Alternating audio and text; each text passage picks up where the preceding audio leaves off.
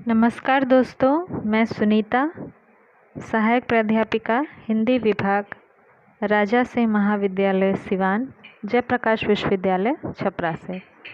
आज हम स्नातक प्रथम वर्ष के हिंदी रचना पाठ्यक्रम में संकलित कहानी मुगलों ने सल्तनत बख्श दी, इसकी चर्चा करेंगे।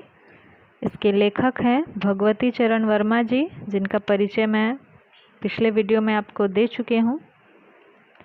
मुगलों ने सल्तनत बख्श दी, यह एक व्यंग्यात्मक कहानी है। मुगल सल्तनत के ऊपर व्यंग है।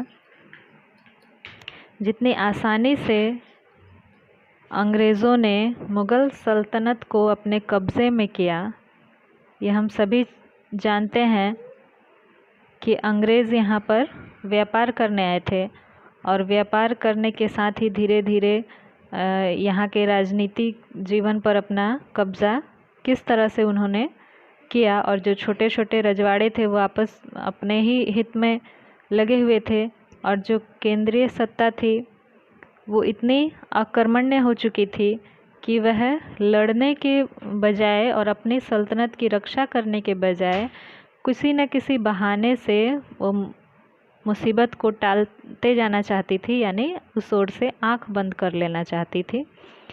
और धीरे धीरे कलकत्ता से होते हुए युद्ध हुए, जो अंग्रेज़ों के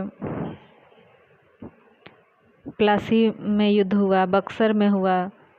ऐसे करते करते मुग़ल सल्तनत के तख्त पर कैसे अंग्रेजी साम्राज्य का कब्जा हो गया, ये सब इतिहास में वर्णित है और सभी जानते हैं।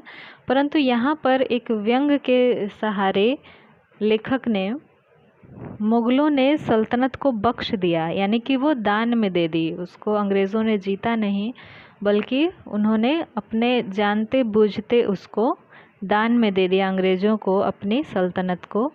उसको दिखाया गया है हीरो जी के माध्यम से। हीरो जी एक पात्र हैं कहानी में, और उनकी कुछ विशेषताएं बताई हैं लेखक ने, जैसे कि वो शराब पीने में अव्वल हैं, अफीम खाने में भी अव्वल हैं। उनको भांग मिल जाए तो इतना पीते हैं कि जब तक पेट नहीं भर जाए।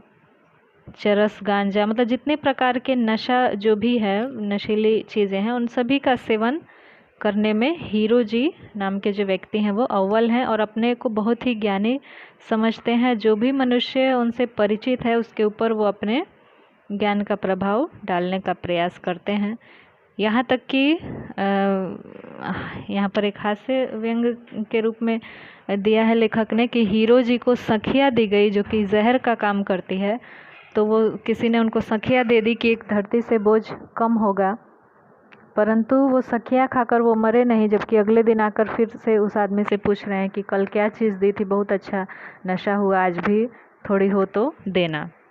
तो इस तरह के हैं ये हीरो जी। और यही चाय की दुकान पे जो बहसें होती हैं उसी में ये भाग ले रहे हैं। और बातचीत होते होते हरिजन आंदोलन से बातचीत छिड़ते छिड़ते दानवराज बलि की बात आई कि बलि ने किस प्रकार असुर होते हुए भी अपना पूरा राज्य दान में दे दिया और अपने शरीर को भी दान में दे दिया। तो उस समय के लोग इतने अपने वचन के पक्के थे कि जो कहते थे वो करते थे। परंतु आज की स्थिति ये है कि लोग लिखने के बाद भी मुकर जाते हैं। वो सबूत है, लिखा हुआ है खुद से, फिर भी मुकर जाते हैं कि नहीं, ये मैंने नहीं कहा, या मैंने ऐसा नहीं लिखा है। तो यहीं पर हीरो जी अब यहाँ पर एक प्रसंग है कि पंडित गोवर्धन शास्त्री ऑमलेट का टुकड़ा मुंह में डालते हुए कहते हैं कि ये तो अब तो कलयुग आ गया है, और किसी के में सतयुग की बात सतयुग के साथ गई, और आज ऐसा नहीं मिलता है कि कोई अपने कहे को इतने पक्के वचन कोई दे और उसको फिर निभाए।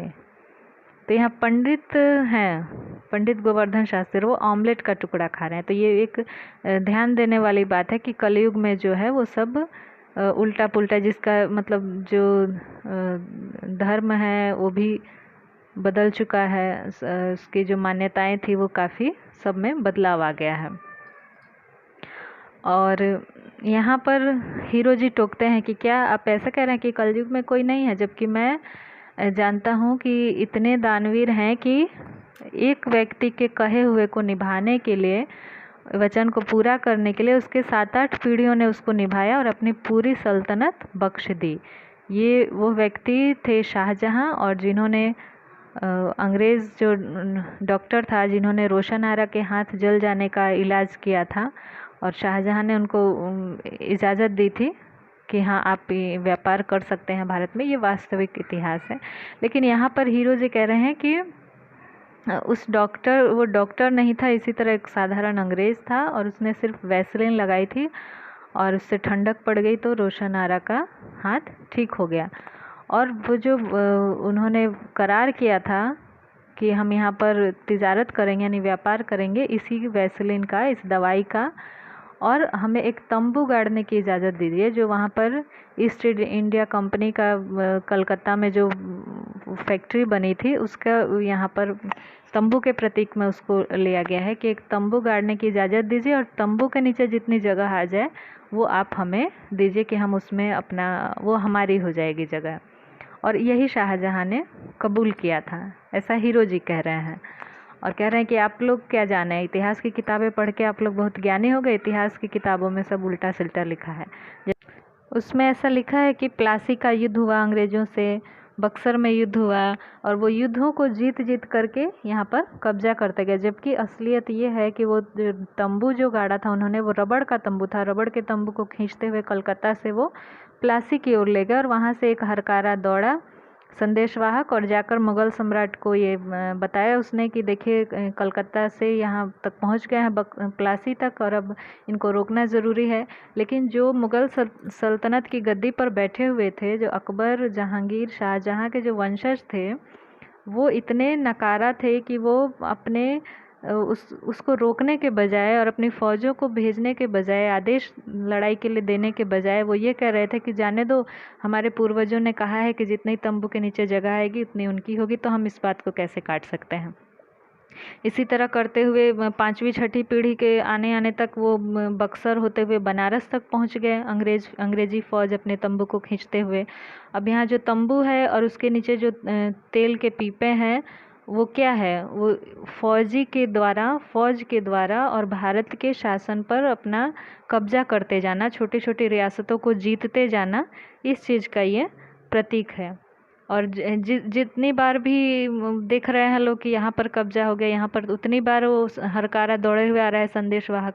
लेकिन जो मुग़ल साम्राज्य के जो सम्राट हैं वो अपना कहीं शायरी सुन रहे हैं, कवियों को वाहवाही दे रहे हैं, कहीं शतरंज में लगे हुए हैं, कहीं दीवाने आम दीवाने ख़ास में अपना बैठ कर के आम बातें कर रहे हैं। तो उनको ये चिंता नहीं है कि हमारी सल्तनत खतरे में है या कुछ करना चाहिए। यहाँ तक कि अंतिम में ऐसा समय आ जाता है कि वो किले तक पहुँच जाते हैं सिपाही, फौजी बैंड बजाते हुए, और वहाँ के जो अंतिम वंशज थे वो खड़े हो जाते हैं और कहते हैं कि नहीं, हम तैमूर के वंशज हैं और हमारे पूर्वजों ने जो कह दिया तो हम अपनी कॉल से नहीं हारेंगे, यानी अपने वचन से नहीं फिर सकते हैं। जितना अगर ये राजधानी भी उनके तंबू के नीचे आ जाती है तो हम ये छोड़कर चले जा रहे हैं। तो इस तरह से हीरो जी ये कहानी अपने साथ में चाय पीने वाले सब लोग को सुना रहे हैं कि मुग़लों ने सल्तनत बख्श दी, यानी दान में दे दिया। किसके कहने पर? अपने किसी पूर्वज के वचन को निभाते निभाते उन्होंने अपना पूरा साम्राज्य दान में दे दिया। और आप कह रहे हैं कि कलयुग में वचन निभाने वाले लोगों की कमी है, जबकि यहाँ तो कई पीढ़ियों ने उस वचन को निभाया। तो एक बहुत ही बेहतरीन व्यंग है ये, और कितनी आसानी से मुग़ल साम्राज्य के वंशजों के अकर्मण्यता को दिखाया गया है कि वो हरकारा दौड़ते हुए आ रहा है और यहाँ पर शायरी सुनी जा रही है, तो शतरंज खेला जा रहा है। तत्कालीन परिस्थितियों को बड़ी व्यंग्यात्मक रूप से और इसमें कहानी में भगवती चरण वर्मा जी ने दर्शाया है। कहानी की जो भाषा भी है बहुत ही सरल और सहज है, एकदम बोलचाल की भाषा की तरह है, कहीं कठिन शब्दों का प्रयोग नहीं है। इस कहानी का परिचय है। अगले वीडियो में फिर कोई अगली कहानी लेकर के आएंगे। आज के लिए इतना ही। धन्यवाद।